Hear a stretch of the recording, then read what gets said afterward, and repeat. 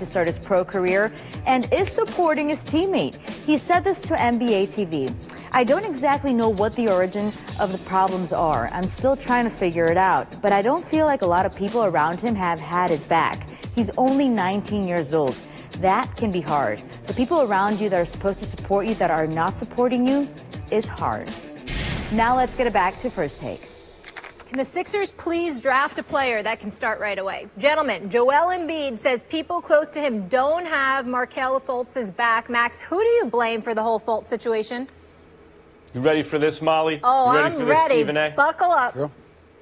I blame Stephen A. Smith. What? What? And by the way, me? Yes, there are others, Stephen A. It's everyone who thinks like you. But you are most prominent among them. You symbolize, you're emblematic of this person.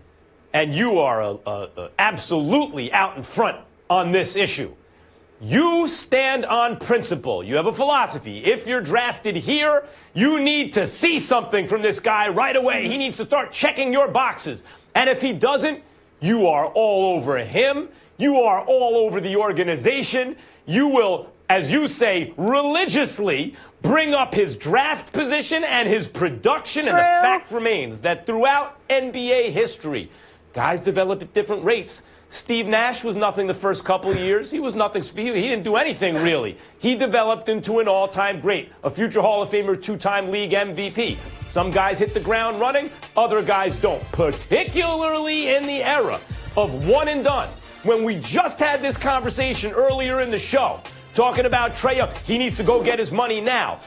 When you don't have 3-4 years to develop in college, and you're drafted very high, the pressure is on you to produce right away. And what are we hearing about Markelle Fultz? Oh boy, that's a longer three-point shot than I used to shoot. Now I may have to change some things.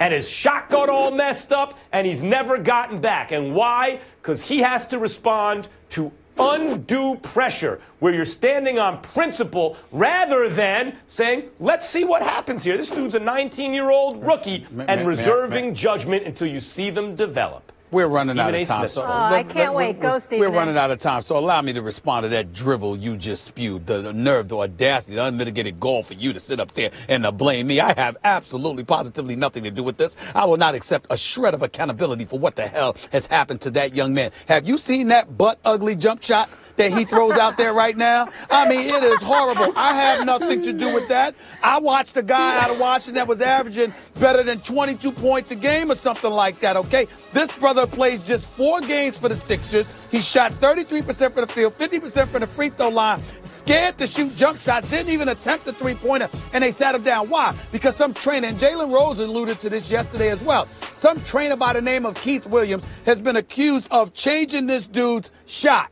to the point that when he came back, he was not the player anybody recognized. So you got people in his inner circle, whether it's his trainer / agent or whomever the hell it is. You've got the Sixers, who, by the way, could be accused of being guilty of being comfortable. Why? Ben Simmons, #1 overall pick. He sits out a year. No problem. Joel Embiid, a couple of years earlier, sits out a couple of years. No problem. Hurt, because trust the process. Trust the process. That's what the hell they did. And so because folks trusted the process, and now they're seeing that it paid dividends, even though I don't buy that crap, what happened? Markelle Fultz sits down with Ben Simmons and Joel Embiid pretty much balling together. You're looking at Markelle Fultz and you're saying, there's no level of urgency. We don't mind him not playing another game this season. So the Sixers, in an indirect fashion, on a significantly lesser level, is culpable. And whoever the coach is that messed up his shot, his game, his confidence, his all-out baller mentality,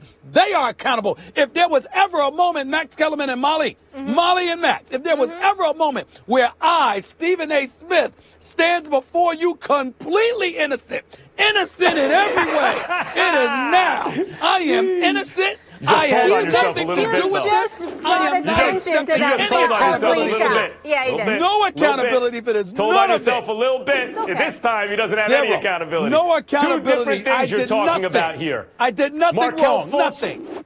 Markelle Fultz was selected by Sam Hinkie. It was his first big move. Ben Simmons and Embiid were the previous regime, and the smart guy picked them, and the guy who's not as smart picked Markelle Fultz. So that's right. That's just the quality of the players. But there's an old expression: never show a fool half a job. And what happens with these one-and-done kids and kids straight out of high school there's no G League, as I said earlier in the show, like in Major League Baseball, you send it to their minors sometimes. Even if you're the #1 overall pick, sometimes the low minors, and you work your way up, developing under the radar, you are on Front Street day one, and what everyone's seeing is half a job. And that pressure, I believe, is affecting Markelle Fultz.